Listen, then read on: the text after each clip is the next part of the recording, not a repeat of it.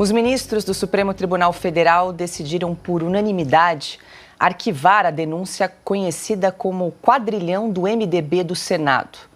A denúncia, apresentada pela Procuradoria da República durante as investigações da Operação Lava Jato em 2017, foi rejeitada pelos ministros, seguindo o voto proferido pelo relator do caso, Edson Fachin. O ministro Fachin baseou sua decisão em um novo posicionamento da PGR, enviado ao STF em março deste ano.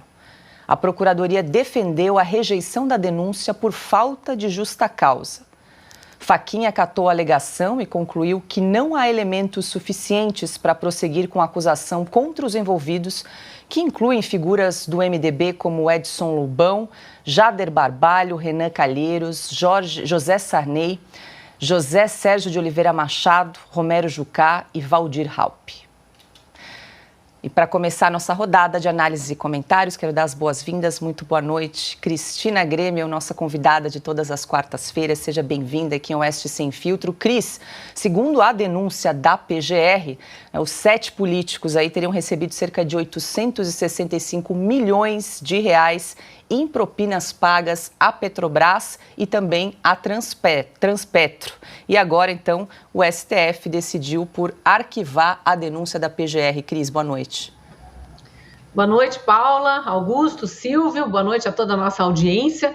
Olha, primeiro ponto de destaque é esse valor mesmo, né? 865 milhões, olha, não é pouca coisa, né? Fizeram um estardalhaço aí por causa de supostos 16 milhões de joias que Bolsonaro ou Michele Bolsonaro teriam recebido de um príncipe saudita através de um ministro das Minas e Energia durante um evento lá. Quer dizer, Bolsonaro e Michele sequer receberam em mãos, fizeram um escândalo, ainda continuam fazendo 16 milhões na conta deles, porque já orçaram em valor menor. Aqui nós estamos falando de 865 milhões, e 865 milhões dos cupinchas do Lula, dos amigos, da companheirada do MDB, Renan Calheiros, Valdir Raupp, tem vários nomes conhecidos aí nessa lista, que segundo foi levantado pela Lava Jato, segundo foi levantado durante as investigações, e também com a delação de Sérgio Machado, que era o presidente dessa Transpetro, foi preso, inclusive, na Lava Jato, delatou,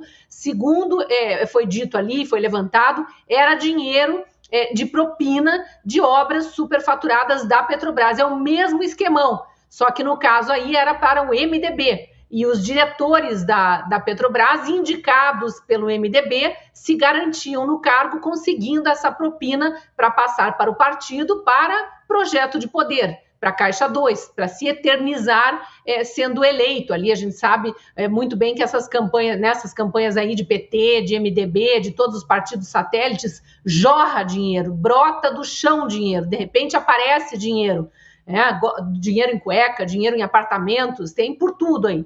E, mais uma vez, atos antidemocráticos dos próprios ministros do STF estão corroendo a instituição STF, estão corroendo por dentro ao dar mais um passo para acabar de vez com a Lava Jato, que já está praticamente toda enterrada, né? Então, a gente vê isso acontecendo paulatinamente. A cada dia a gente traz mais uma notícia aqui de arquivaram isso, liberaram não sei quem, anularam as provas, dispensaram o testemunho, e agora o que tem de novidade nesse passo rumo ao assassinato da Lava Jato? Duas coisas que eu vou destacar aqui. A primeira é a palavrinha unanimidade. Teve voto de Zanin, isso é óbvio, né? Eu já acho, inclusive, que esse ministro, por ter sido advogado de um dos réus desse mesmo processo, o Lula, né, advogado do Lula, o Zanin, ele deveria se considerar impedido e não participar dessas votações. Mas já teve voto do Zanin, né, que graças a ser companheirão do Lula, virou ministro do STF. Teve voto do André Mendonça e teve voto do Nunes Marques, que são os 2 ministros indicados no governo Bolsonaro, pelo ex-presidente Bolsonaro. Então, unanimidade é mais uma coisa que assusta.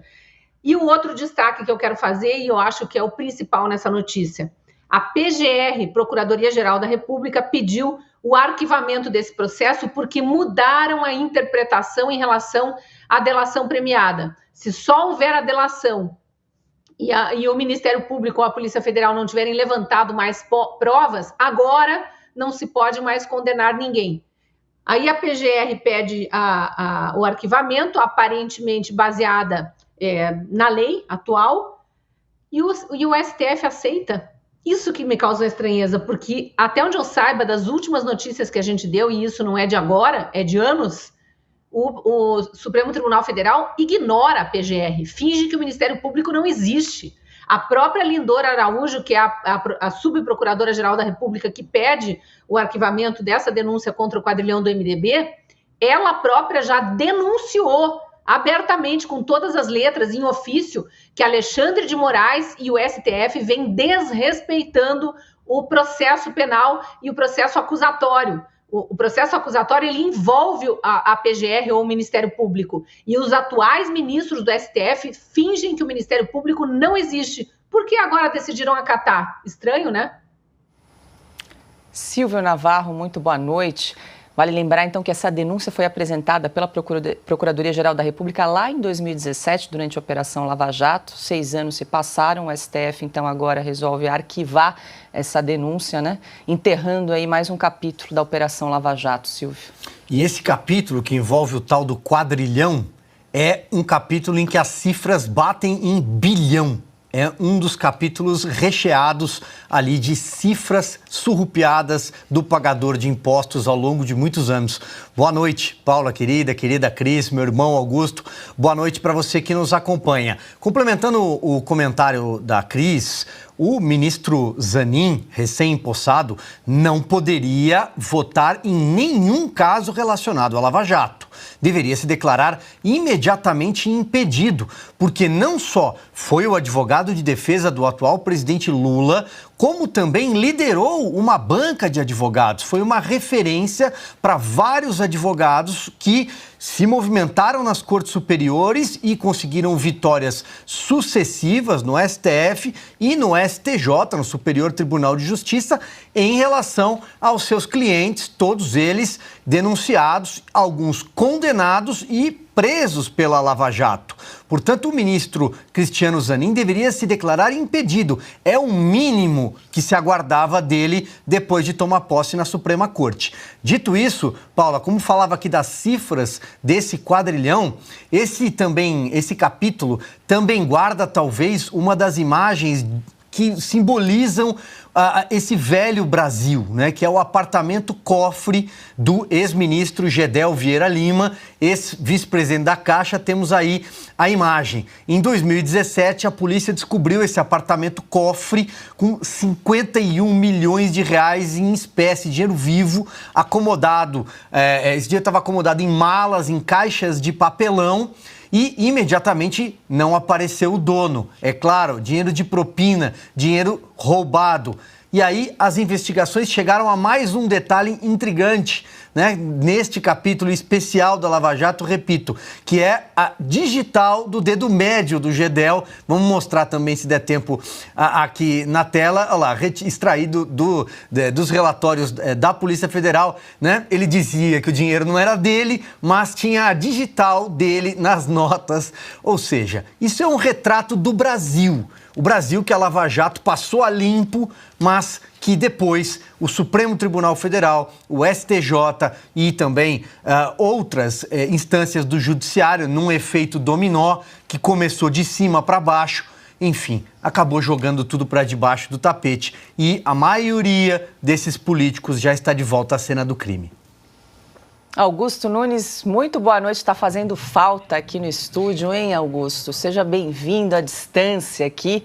Quero te ouvir também sobre o arquivamento dessa denúncia do STF, como bem lembrou a Cris, né, por decisão por unanimidade envolvendo 7 figuras do MDB. Vamos lá, porque vale a pena falar novamente aqui. Edson Lobão, Jader Barbalho, Renan Calheiros, José Sarney, José Sérgio de Oliveira Machado, Romero Jucá e Valdir Raupp.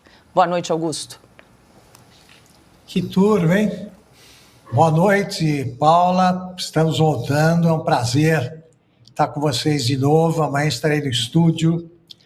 Boa noite, Cris, querida. Bem-vinda sempre. Ana, boa noite, Ana. Minha grande parceira e meu irmão, Silvio Navarro. Toda vez que você lê mais que 3 nomes, eu tenho a sensação de estar ouvindo uma chamada na cadeia, no pátio da cadeia. Paula, como é que é agora? Edson Lobão, José Sarney, Jader Barbalho, Renan Calheiros, que beleza. Romero Jucá tá também ou não? Tá, Romero Jucá, Valdir Raup e José Sérgio de Oliveira Machado. Esse aí tá demorando um pouco para voltar, porque como o Brasil precisa resolver esse escândalo gravíssimo das joias, não tem tempo ainda para lidar com uma turma formada pelos quadrilheiros do PT, do PMDB. Aliás, quadrilheiros do MDB é uma redundância, né? Isso aí deixou de ser um partido há muito tempo, é um bando mesmo. No momento, Edson Lobão, você também pode chamar de magro velho, que ele atende, esse continua gozando de liberdade, aí direito de ir e vir entre uma maracutaia e outra, sem problemas. José Sarney, nossa madre superiora, está em Brasília e mendigando convites para festas que os aproximem dos velhos comparsas. Jader Barbalho tem um filho governador e um no ministério. Renan Calheiros, o filho governador agora é senador, junto com ele. E ele quer mais, por isso fica brigando com o Arthur Lira, pelo controle de Alagoas. Olha aqui, essa turma pode prender que eles já vão erguendo o braço sem perguntar por quê. Eles não sabem em quantas estão metidos, nem lembram dessa história do quadrilhão. Em tantas eles se meteram. O Silvio estava lembrando, Gedel Vieira Lima, eles botavam a impressão digital. Tem até isso. Mas não se pode julgá-los porque a Procuradoria-Geral da República entendeu que não é a medida certa. Agora, então, é ouvido a Procuradoria-Geral da República. O que ela disse tem alguma importância. Ela não foi consultada para que o Alexandre de Moraes deixasse de abrir um único processo. Toda vez que ela se pronunciou contra um processo, um inquérito, a instauração de mais um inquérito ilegal, o Alexandre de Moraes atropelou, ponto final, não deu a menor bola.